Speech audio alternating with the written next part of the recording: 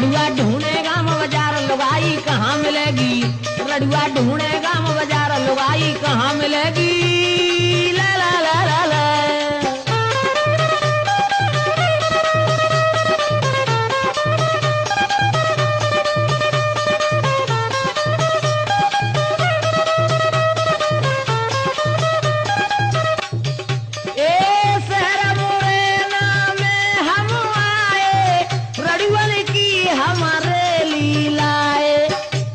विमल जी से कह रहे, विमल जैन साहब जी तुम्हारे जहाँ तो बड़ो शहर है ना, तो अच्छी सी लुगाई दिलवाए दो ना।